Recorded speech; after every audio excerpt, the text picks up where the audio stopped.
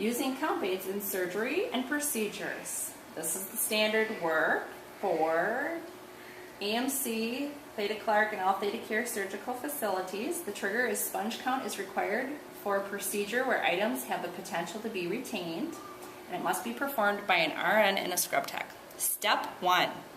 Sponge count required for all surgical cases and procedures where items have potential to be unintentionally retained.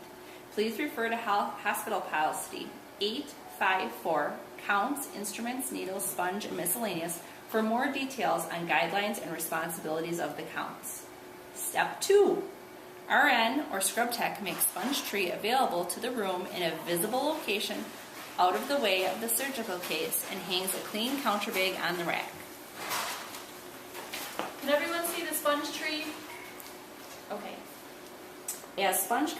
Step 3, as sponges are used, RN or ST separates sponges, making the blue strip visible and placed in a single pocket. Please remember, do not mix sponge types. Keep one type of sponge in each side of the sponge tree. 10 Raytech may be placed in each counter bag, 1 in each of the 10 divided pockets, starting on the left vertical column from top to bottom. For lap sponges, gently separate the seal between each pocket, 1 in each of the 5 divided pockets starting from top to bottom. Counting of sponges must be performed aloud with visual verification between 2 RNs or an RN and a scrub tech according to the hospital policy. Step 4. As each counter bag is filled, hang a new bag from the dispense rack in the front of the filled counter bag. Okay, I have my sponges for counting. 1 lap, 2 laps. Put the Raytech in the sponge bag. I have 1 Raytech, 2 Raytech, and I would continue to fill them as they are thrown off the field. Left column first, and then the right.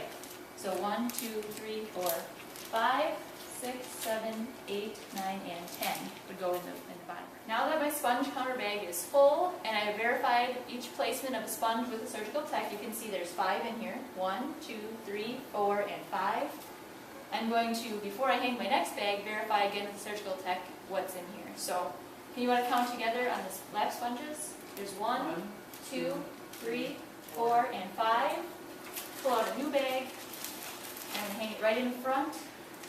Now I'm ready to fill it again with lap sponges, so I can again pull out the perforations. So there's 3, 4, place for 5 new lap sponges in the Step 5. During case counts, RN and scrub tech assure all used sponges are placed in the counter bag. Hand off all unused sponges and place in counter bags. A small number of sponges may be kept on the field at skin closure. The surgeon will call for a visual verification that all sponges are present and accounted for. Before the patient leaves the room, all remaining sponges will be placed in the pockets of the sponge tree, and we will all perform a visual confirmation that there are no empty pockets in the sponge tree. These will all be demonstrated in the standard work video for the counts from the field to the registered nurse.